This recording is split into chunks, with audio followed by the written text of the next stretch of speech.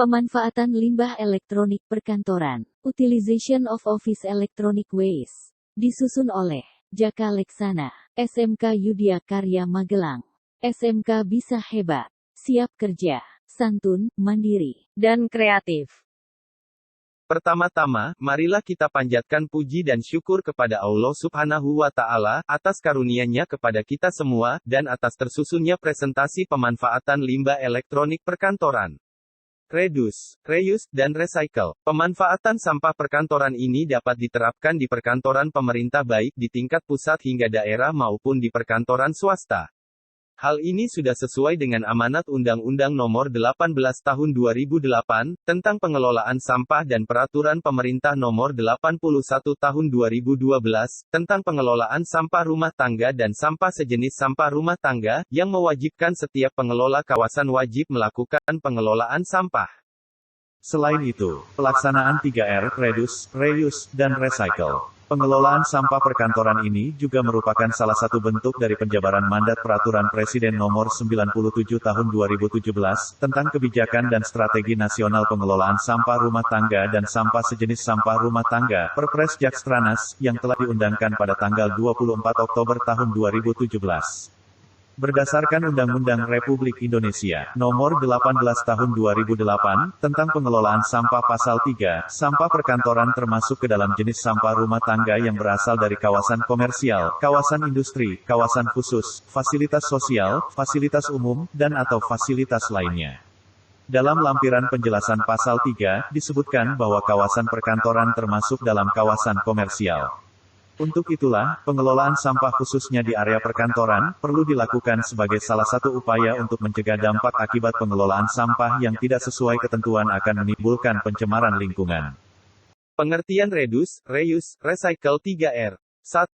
Reduce. Reduce sendiri memiliki arti mengurangi sampah. Maksud dari langkah ini adalah mengurangi penggunaan produk yang nantinya berpotensi menjadi sampah. Maka dari itu, saya memanfaatkan limbah elektronik, e-waste, sebagai bahan, yang selanjutnya kita proses dan kita terapkan, salah satunya yaitu memanfaatkan barang bekas yang ada di sekitar lingkungan perkantoran, lalu kita kombinasikan dengan barang-barang yang lainnya. Akhirnya dapat kita manfaatkan untuk keperluan sehari-hari misalnya, untuk emergensi penerangan.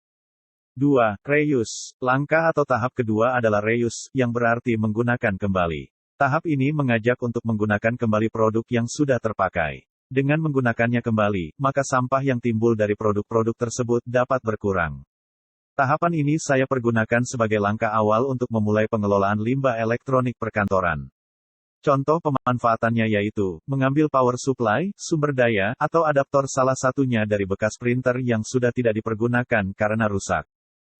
3. Recycle. Tahap terakhir dari konsep 3R adalah recycle, yang berarti mendaur ulang. Langkah ini paling banyak dilakukan, mengingat sudah banyaknya sampah yang tersebar di berbagai lokasi seperti laut, tanah, dan udara. Produk bekas atau daur ulang sendiri sebenarnya lebih fleksibel, bahkan kerap memiliki nilai ekonomis. Pemanfaatan sampah yang tidak terpakai hingga memiliki nilai tanpa mencemari lingkungan mampu mengurangi penyebaran sampah elektronik secara drastis. Adapun produk yang telah saya buat adalah 1.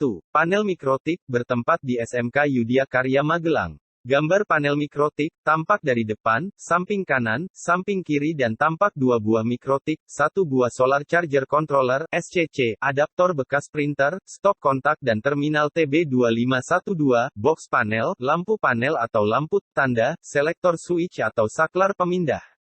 Cara kerjanya hampir sama dengan UPS. Uninterruptible Power Supply. Penjelasan material produk. Adaptor atau power supply, diperoleh dari printer yang rusak atau bisa juga dari bekas charger laptop, tegangan berkisar antara 24 volt DC sampai dengan 30 volt DC. SCC berfungsi sebagai perlindungan kelebihan beban. Jika arus yang mengalir ke baterai jauh lebih tinggi daripada yang dapat ditangani sirkuit, sistem mungkin kelebihan beban. Hal ini dapat menyebabkan panas berlebih dan menyebabkan kebakaran. Solar Charge Controller, SCC menyediakan fungsi penting dari perlindungan beban berlebih. Dalam sistem yang lebih besar, direkomendasikan perlindungan keamanan ganda dari pemutus sirkuit atau sekering. Pemutusan tegangan rendah. Fitur ini berfungsi sebagai pemutusan, otomatis beban tidak kritis dari baterai ketika tegangan turun di bawah ambang yang telah ditentukan. Pemutus ini akan secara otomatis terhubung kembali ke baterai saat sedang diisi. Hal ini akan mencegah pelepasan muatan berlebih, dan melindungi peralatan elektronik agar tidak beroperasi pada voltase yang sangat rendah. Blokir arus terbalik, adaptor mengalirkan arus melalui baterai ke satu arah. Pada saat PLN mati, panel dapat secara alami mengalirkan sebagian arus tersebut ke arah sebaliknya. Ini dapat menyebabkan sedikit pengosongan dari baterai. Solar Charge Controller (SCC) mencegah hal ini terjadi dengan bertindak sebagai cutter. Lampu panel indikator. Lampu-lampu indikator merupakan komponen yang digunakan sebagai lampu tanda. Terminal TB 2512. Terminal TB 2512 digunakan pada panel listrik dilengkapi dengan tutup transparan di atasnya sehingga memudahkan dalam mengecek sambungan dan mudah dalam memberikan pengkodean dan bisa dipasangkan dengan menggunakan baut. Acu atau yang lebih sering disebut aki. Fungsi utama aki adalah untuk menyimpan daya listrik yang nantinya dibutuhkan untuk menghidupkan mikrotik pada saat sumber tegangan dari PLN padam. Box fungsi utamanya adalah pengaman dan kerapihan suatu instalasi listrik. Selektor switch ini biasanya diaplikasikan pada pencatu daya untuk memilih tegangan yang diinginkan, sebagai pemilih fungsi mikrotik yang menyala. 2. Uji coba di rumah Ibu Titik Riani, Desen Ngerantunan, Kecamatan Candi Mulyo, Kabupaten Magelang, pemanfaatannya sebagai emergensi penerangan listrik. Gambar panel instalasi penerangan listrik dengan sistem sumber tegangan DC 12 volt. Gambar tampak depan, samping kanan dan kiri. Gambar aki bekas mobil, lampu penerangan 12 volt DC dan panel listrik tampak dari jauh. Gambar saat proses pengumpulan barang dan memisahkan barang sesuai fungsinya, dengan tujuan mempermudah pengolahan. Tampak dari dekat di lingkungan SMK Yudhyakarya, SMK bisa hebat, siap kerja, santun, mandiri, dan kreatif. Listrik dari PLN padam, sehingga otomatis lampu menyala, fungsinya hampir sama dengan UPS, hanya saja kelebihan atau keunggulan model ini harga lebih terjangkau atau murah meriah, sebab menggunakan bahan-bahan bekas yang diperpadukan dengan barang baru, jadi harga lebih ekonomis, sekaligus mengurangi pencemaran lingkungan akibat limbah elektronik e-waste di lingkungan perkantoran. Selain itu percabangan aliran listrik yang kita buat, lebih banyak multifungsi contohnya, untuk penerangan dengan lampu DC, menghidupkan peralatan listrik tegangan DC, modem, mikrotik, pompa air DC, charger handphone, dan bila diperlukan merubah tegangan DC menjadi AC pun sangat bisa dengan menambahkan alat yaitu inverter. Keunggulan dibanding dengan produk lain.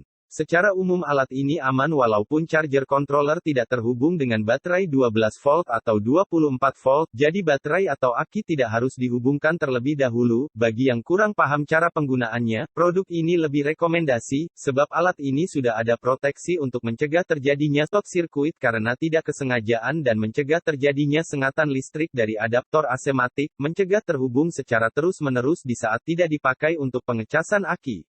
Perlindungan kelebihan beban, pemutusan tegangan rendah, blokir arus terbalik, multifungsi, mudah dimodifikasi sesuai keinginan, cara perakitan tidak terlalu rumit, spare part banyak yang jual, harga murah, penjelasan penggunaan inovasi, untuk instalasi rumah tangga, untuk instalasi perkantoran, untuk instalasi industri kecil, untuk pengguna pedagang kaki lima, dapat digabungkan dengan panel surya. Hak kekayaan intelektual, merupakan hasil karya perorangan atau kelompok, lalu kita kembangkan secara signifikan dari yang sudah ada atau modifikasi sistem. Sebagai penutupan, izinkan saya untuk menyampaikan satu pantun sebelum mengakhiri presentasi ini. Nasi goreng rasanya gurih, dimakan di kota Magelang. Kuucapkan terima kasih, semoga apa yang saya sampaikan selalu terkenang.